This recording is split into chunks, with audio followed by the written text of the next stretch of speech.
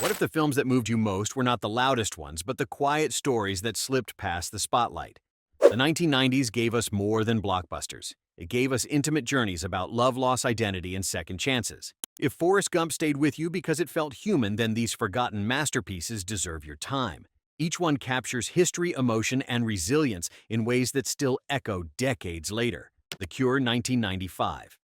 There are films that chase spectacle, and there are films that quietly break your heart. The Cure belongs to the second kind.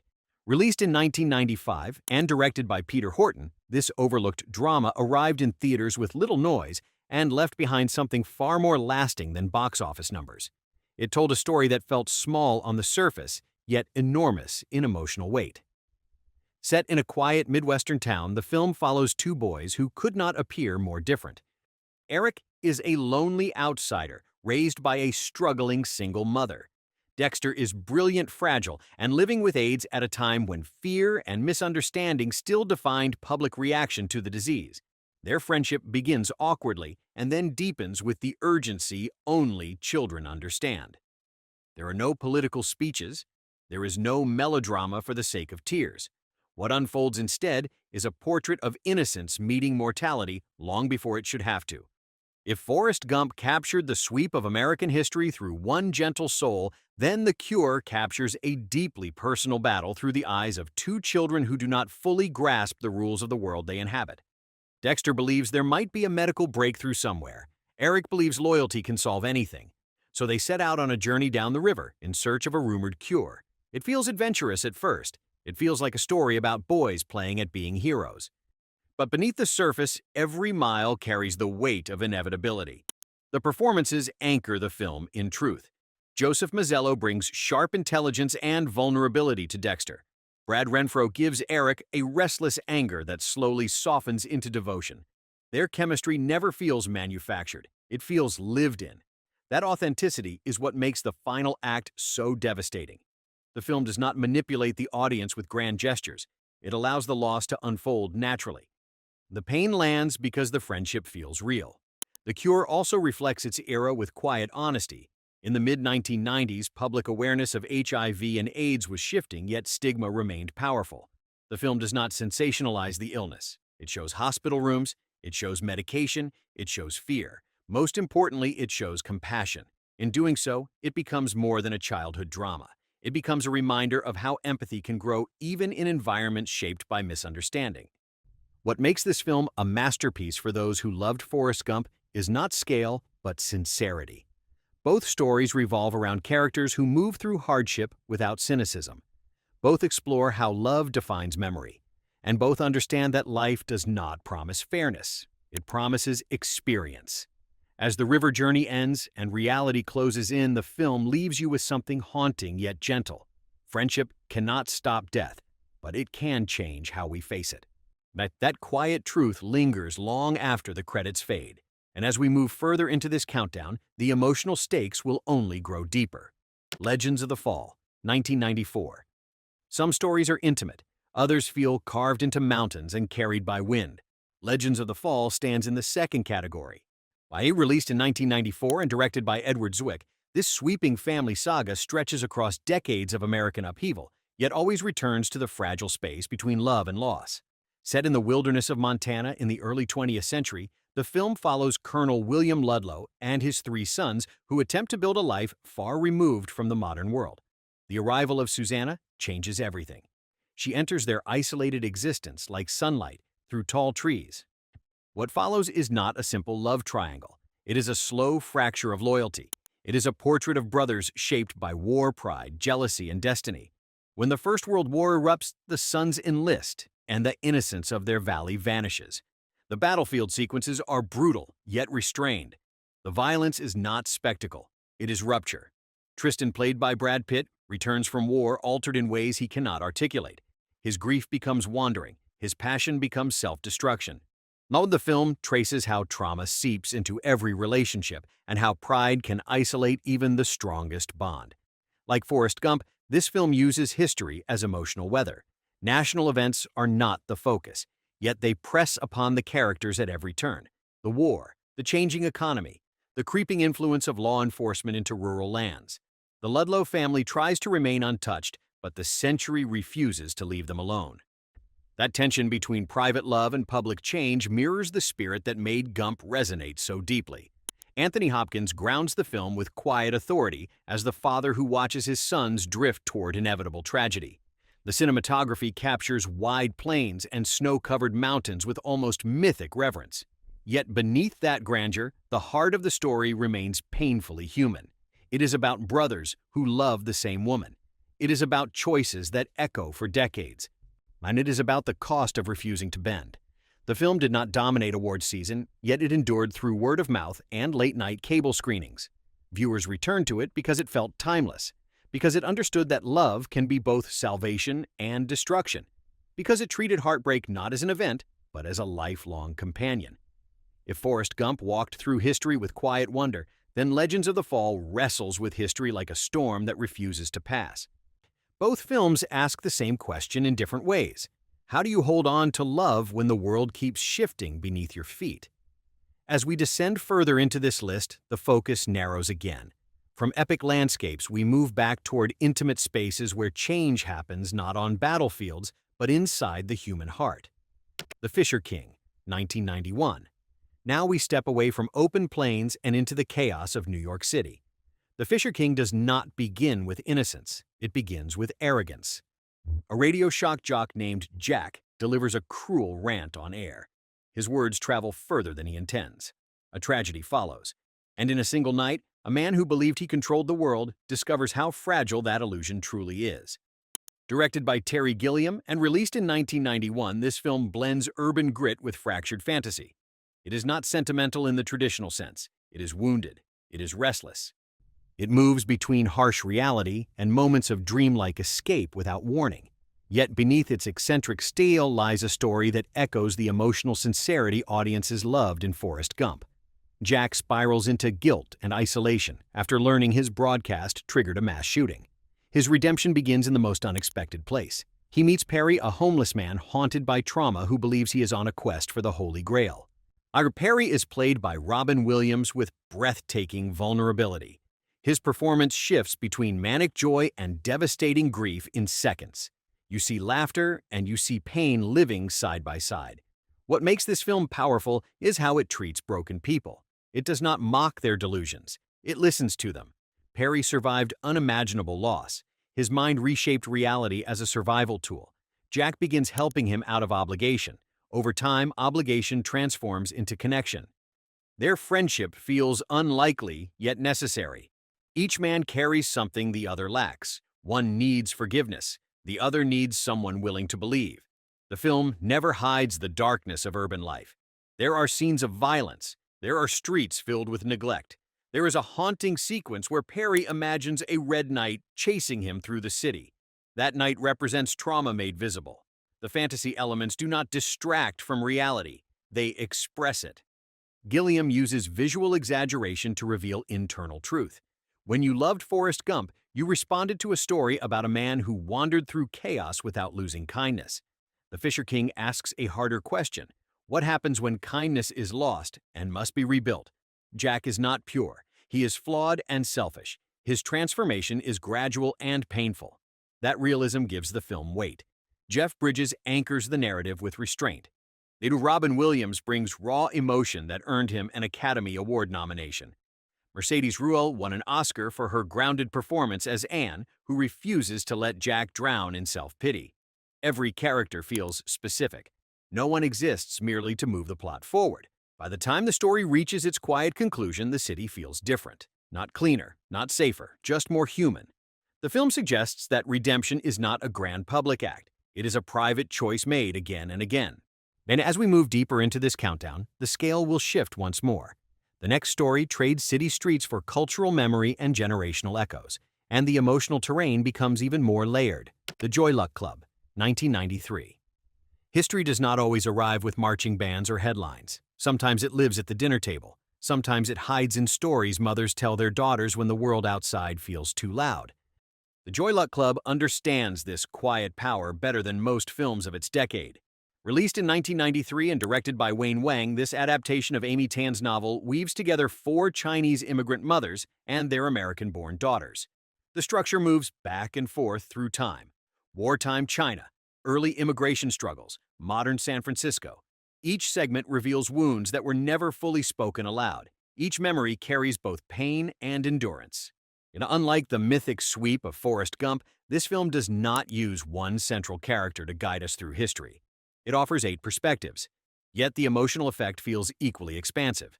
Through these intertwined lives, we witness arranged marriages, political chaos, cultural displacement, silent sacrifice. The mothers carry scars from a homeland shaped by conflict.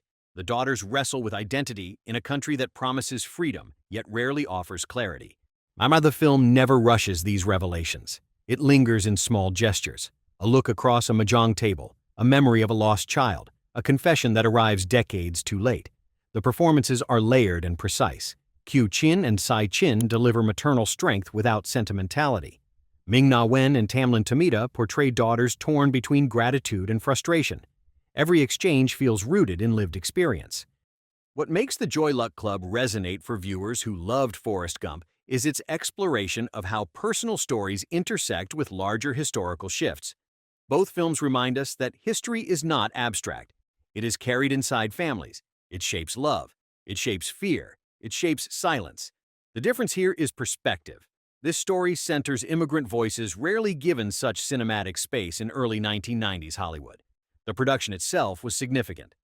At a time when major studio releases led by predominantly Asian casts were rare, this film achieved critical and commercial success.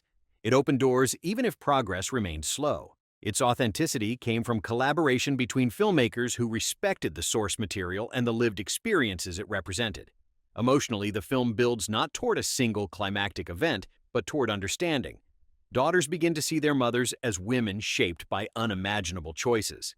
Mothers begin to see their daughters as individuals navigating a different battlefield. Reconciliation becomes the quiet victory. By the end, you are left not with spectacle, but with reflection.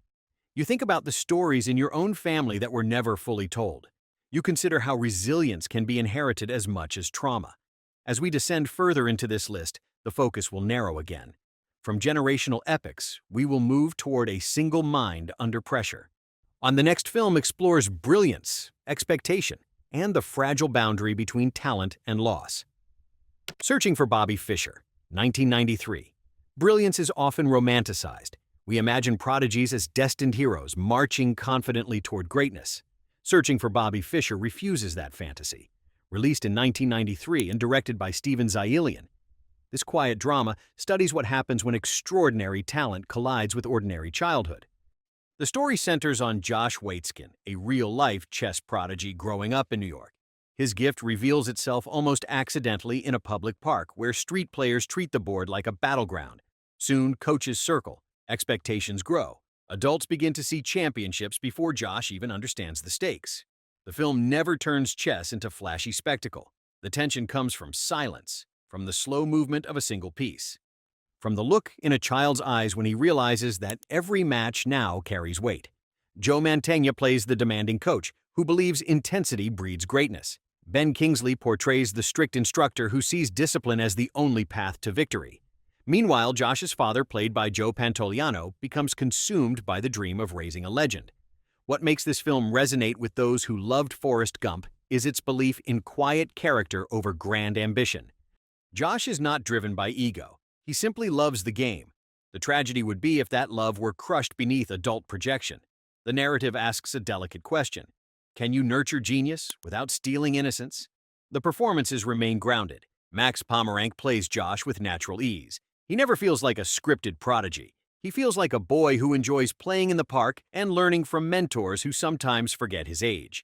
The film allows space for vulnerability. There are scenes where Josh falters, where he doubts himself, where he senses the growing tension around him. Historically, the film reflects a moment in the early 1990s when America still remembered the mystique of Bobby Fischer and the Cold War chess rivalries that once symbolized ideological conflict. Yet this story chooses intimacy over politics. It becomes about parenting, pressure, and the fine line between encouragement and obsession. By the final tournament, the suspense is internal rather than external. Victory matters less than balance. The film suggests that success without joy is hollow. that wisdom feels timeless. As we move deeper into this countdown, the scale shifts again. From chessboards and childhood expectations, we return to open roads and aging dreams. The next story travels slowly, yet carries extraordinary emotional weight. The Man in the Moon, 1991. Yammer, before fame reshaped her public image, Reese Witherspoon delivered one of the most quietly powerful performances of the early 1990s in The Man in the Moon. Directed by Robert Mulligan and released in 1991, this rural coming-of-age drama unfolds with patience and emotional clarity. Set in Louisiana during the 1950s, the story follows 14-year-old Danny Trent, whose world revolves around farmland family and summer skies. Life feels predictable until a new neighbor arrives. Court Foster is older, charming, and curious about the world beyond the fields. Danny falls in love with the kind of intensity only adolescence can produce. The film does not mock that intensity. It respects it. What begins as innocent infatuation soon becomes complicated by rivalry. Danny's older sister Maureen also develops feelings for Court. The triangle never turns melodramatic. Instead, it becomes a study of jealousy, longing, and the ache of first heartbreak. Mulligan directs with restraint. Long scenes of quiet conversation replace dramatic confrontations. The camera lingers on expressions rather than spectacle. The connection to Forrest Gump lies in the shared nostalgia for a simpler America that was never truly simple. Both films explore youth in the South. Both understand how early love can shape a lifetime of memory. Yet, The Man in the Moon feels more intimate. It is less about history and more about the fragile emotional landscape of adolescence. The performances ground the film in authenticity. Witherspoon portrays Danny with a mix of stubborn pride and vulnerability. Sam Waterston as her father embodies steady guidance without sentimentality. Tess Harper gives the mother warmth layered with unspoken wisdom. Every interaction feels natural. There are no grand speeches, just small truths revealed in quiet moments. Tragedy enters the story not as shock, but as inevitability. The film acknowledges that growing up often arrives through loss. That recognition gives the final act lasting impact. It does not manipulate tears. It allows grief to settle slowly. Though the film received critical praise, it never became a mainstream hit. Over time, it slipped into the category of hidden gem. Yet its emotional honesty remains powerful decades later. It captures that universal moment when childhood ends without asking permission. As we descend further, the emotional scale expands once more. The next entry trades rural intimacy for a story rooted in medicine hope and fleeting miracles. The journey continues. Awakenings, 1990. There are stories about triumph and there are stories about time. Awakenings is about borrowed time. Released in 1990 and directed by Penny Marshall, this film is based on the memoir of neurologist Oliver Sacks. It tells a true story that feels almost impossible, yet unfolded within hospital walls rather than battlefields. The narrative centers on Dr. Malcolm Sayer, a shy research physician who begins working with patients frozen by a rare neurological condition known as encephalitis lethargica. For years, these men and women have existed in a state between sleep and life. They breathe, they blink. They do not move forward. The hospital treats them with routine resignation. Sayer sees something else. He sees possibility. After careful experimentation, he administers an experimental drug called L-Dopa. What follows feels miraculous. One by one, patients awaken. Leonard Lowe, played by Robert De Niro, becomes the emotional core of the story. He moves again. He laughs again. He experiences the world after decades of stillness. Robin Williams portrays Sayer with restrained compassion. His performance is quiet yet deeply affecting. The first awakening scenes are not played for spectacle. They unfold slowly. A hand trembles. Eyes focus. Words form. The joy is fragile. Families who believed they had lost their loved ones suddenly confront hope. Yet the film refuses easy victory. As the drug begins to lose effectiveness, the patients face the crushing reality that their second chance may not last. What connects Awakenings to Forrest Gump is its belief in human dignity regardless of circumstance. Both films explore individuals navigating forces beyond their control. In Gump, history shapes fate. In Awakenings, biology does. Yet in both stories, kindness becomes the anchor. Sayer does not treat his patients as cases. He treats them as people rediscovering existence. The film also examines ethical questions. How much hope should a doctor offer when certainty does not exist? What responsibility accompanies temporary miracles? These themes give the narrative depth beyond emotional impact. It becomes a meditation on impermanence. Critically, the film received Academy Award nominations, including Best Picture. De Niro delivers one of his most restrained performances. Williams shifts from comedic persona to heartfelt sincerity. Their dynamic carries the film's emotional weight. By the final moments, the audience understands that awakening is not only physical, and it is emotional, it is relational. It is the awareness that life, even when fleeting, deserves to be fully felt. As we move deeper into this countdown, the focus shifts once more. From hospital corridors and medical hope, we return to cultural transformation. The next story reimagines an entire decade and asks what happens when a perfect world begins to change color. 4. Pleasantville, 1998. Perfection can be suffocating. That is the quiet idea at the center of Pleasantville. Released in 1998 and directed by Gary Ross, this film begins like a nostalgic comedy and slowly transforms into something far more provocative. Two modern teenagers are mysteriously transported into a black-and-white 1950s television sitcom. The town of Pleasantville appears flawless. Neighbors greet each other with smiles. Dinners are always on time. No one questions routine. Rain never falls. Fire does not exist. It is an America preserved in idealized simplicity. At first, the situation feels playful. The siblings attempt to follow scripted expectations so they do not disrupt the illusion. Yet, human emotion does not stay contained for long. Desire, curiosity, and frustration begin to ripple through the town. When characters experience new feelings, color slowly bleeds into the monochrome world. A red rose appears. A blue dress stands out against gray streets. Transformation spreads. What makes Pleasantville resonate for those who loved Forrest Gump is its reflection on American identity across decades. Both films revisit mid-century nostalgia. Both explore cultural shifts. Yet Pleasantville challenges the myth more directly. It asks whether the past was truly simpler or simply less honest about complexity. The film balances satire with sincerity. Jeff Daniels portrays a soda shop owner who discovers artistic passion beyond routine. Joan Allen gives a layered performance as a housewife awakening to her own suppressed desires. Tobey Maguire and Reese Witherspoon embody contrasting reactions to freedom. Each character arc feels purposeful rather than symbolic. Historically, the film arrived during a period of late 1990s reflection on media influence and generational divide. Its visual effects were groundbreaking at the time, blending black and white cinematography with bursts of color. Yet the technical achievement serves a deeper metaphor. Growth cannot be reversed. Awareness once gained cannot be erased. Conflict emerges as the colored residents face resistance from those who fear change. Books once blank fill with words. Rain begins to fall. The town must confront what it has avoided. The narrative suggests that progress is unsettling but necessary. By its conclusion, Pleasantville offers a message both hopeful and challenging. Safety without authenticity is hollow.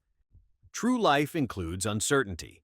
That lesson mirrors the emotional journey in Forrest Gump, where innocence meets historical upheaval. As this countdown moves closer to its final chapters, the scale narrows again. From entire towns awakening, we shift to a single determined dreamer who refuses to let circumstance dictate destiny. The road ahead stretches toward the sky. October Sky, 1999. Picture a coal town where the sky feels low and heavy. Where fathers expect sons to follow them underground.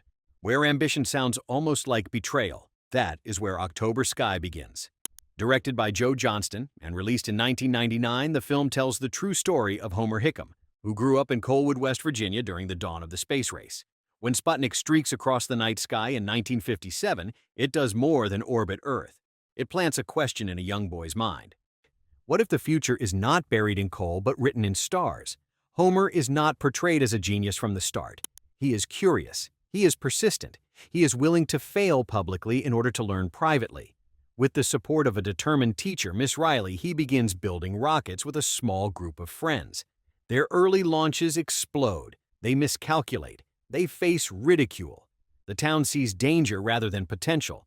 The tension at the heart of the film is not technical, and it is generational. Homer's father, John, is a respected mine superintendent who believes stability equals survival. He loves his son, yet cannot imagine a life beyond the mine. Every rocket test feels like rebellion. Every scientific success widens the distance between them. What connects October Sky to Forrest Gump is its faith in perseverance shaped by historical moment.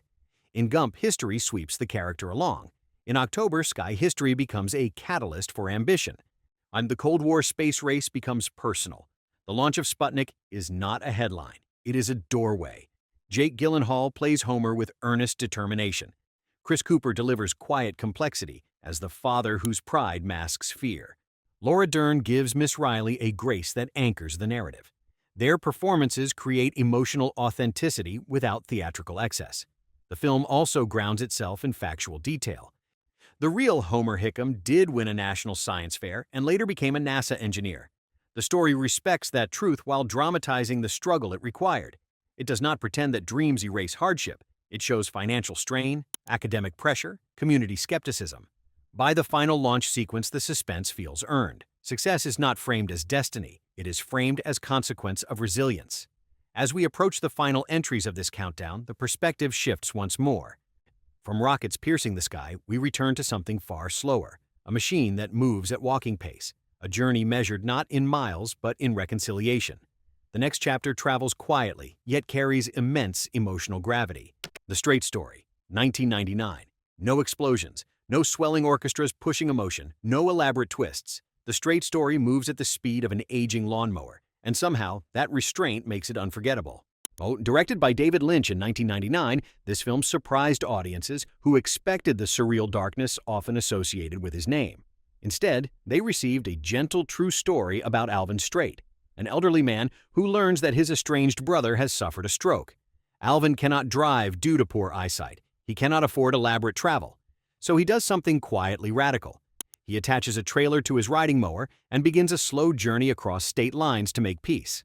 The premise sounds almost absurd, a man traveling hundreds of miles on a lawnmower.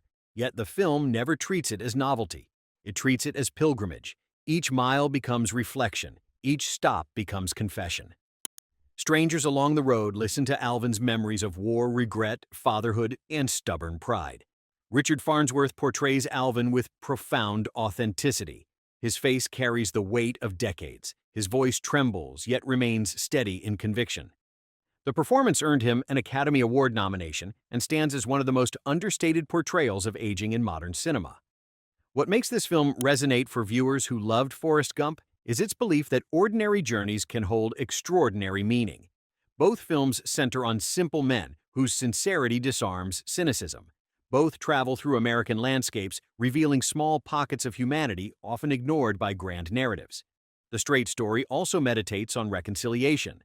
Time has separated two brothers through silence rather than conflict. Alvin understands that pride once protected him. Now it isolates him. The road offers space to confront that truth. The journey is not about speed, it is about courage measured in humility. Cinematographer Freddie Francis captures Midwestern fields in warm, natural light. The scenery feels vast, yet intimate. Composer Angelo Badalamenti provides a soft musical backdrop that never overwhelms the quiet rhythm of the film. When Alvin finally reaches his brother, there is no dramatic speech, just shared understanding beneath a night sky. The emotional payoff lies in stillness. As this countdown nears its conclusion, one final story remains. It does not involve cross-country travel or cosmic ambition. It returns to emotional intensity, shaped by passion and destiny. The final entry blends intimacy with historical reflection in a way that lingers long after the screen fades. The River Made to Drown In, 1997. Not every masterpiece announces itself with awards or box office triumph. Some slip quietly into the margins. A River Made to Drown In is one of those films. Released in 1997 and directed by James Marandino. This noir-influenced drama never found mainstream recognition. Yet its emotional undercurrent makes it a haunting companion to the themes that resonated in Forrest Gump. Set in Los Angeles, the story follows Thaddeus Masher, a detective trapped in routine and loneliness. His life appears stable on the surface. Beneath that surface lies disconnection. When he becomes entangled with a young man connected to a murder investigation, the narrative shifts from procedural to personal. Desire, guilt, and moral conflict intertwine. The film does not rely on high-speed action or elaborate twists. It moves deliberately. Conversations stretch, silences linger. The city feels shadowed rather than glamorous. This is not the bright optimism of small-town America. It is an urban meditation on identity and secrecy during a decade when conversations around sexuality were evolving yet still burdened by stigma. What connects this film to the spirit of Forrest Gump is not tone but introspection. Both explore individuals navigating forces larger than themselves. In Gump, those forces are historical and social. Here they are internal and cultural. Thaddeus confronts expectations placed upon him by profession and society. His struggle is not with war or political upheaval, it is with authenticity. The performances remain understated. Richard Tyson brings restrained intensity to the detective. Dan Futterman portrays vulnerability layered with guarded emotion. Their dynamic unfolds slowly. Attraction competes with suspicion, duty clashes with longing. The narrative resists easy moral judgment. But instead, it asks how far someone will go to protect both truth and self-image. Though overlooked at release, the film captures a transitional moment in 1990s cinema when independent storytelling began exploring complex identity themes with nuance rather than caricature. Its atmosphere feels reflective rather than sensational. By its conclusion, the title resonates deeply. A river suggests inevitability, movement that cannot be reversed. While the characters attempt to navigate currents shaped by past decisions.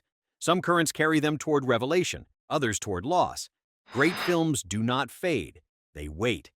These forgotten 1990s masterpieces still breathe with honesty, courage, and heart. If Forrest Gump reminded you that life is fragile and beautiful, then these stories will deepen that feeling. Revisit them, share them, let their quiet power speak again.